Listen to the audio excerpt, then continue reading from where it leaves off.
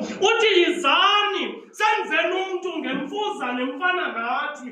Xa egqiba kwenza loo nto, uThixo yena yedwa uyehla usondele emathatheni womntu, uyamphefumlela, umfumanisa umphefumlo ophilileyo. Umntu ke ngoku yena noThixo batsho bacinga ngohlobo olunye. Emveni kokuba uThixo ezidale zonke izinto, uye wathi kuAdam makazinike amagama.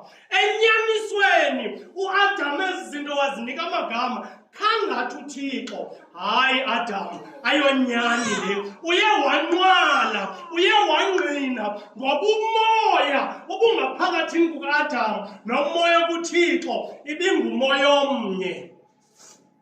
Sade sadeske safa ke, sazalwa kabutsha. Mhla kufika inyoka egadini Edeni isithi kuEfa, yidla kuba nam sendidile.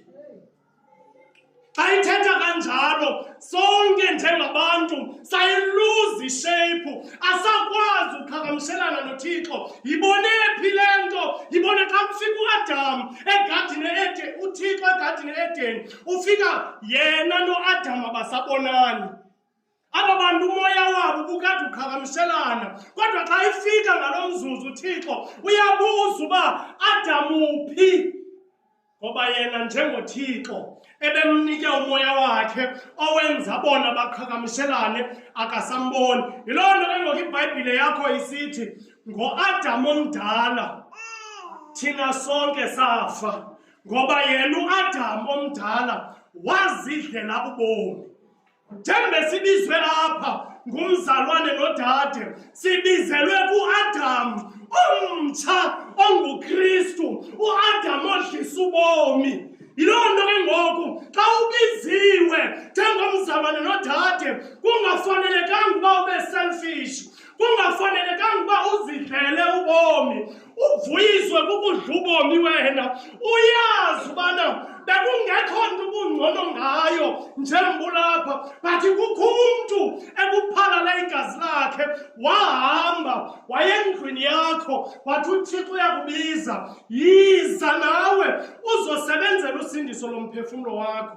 Kutheni lo mphefumlo kufuze ubusinde? Kungoba safa kuAdam omdala. Njengoba ubiziwe nje, uzonika umoya kaThixo ongumoya oyingcwele, obavusayo bonke abafileyo.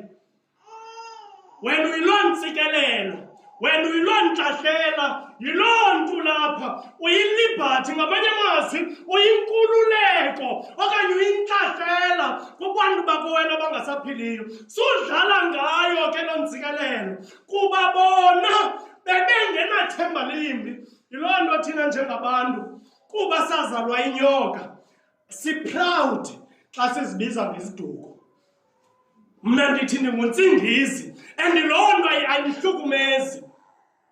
Iyaphruva laa nto uba ewe, nangona sasizalwe ngokomoya nguThixo, safumana zalo lumbi. Yiloo nto uMvuyo Yohane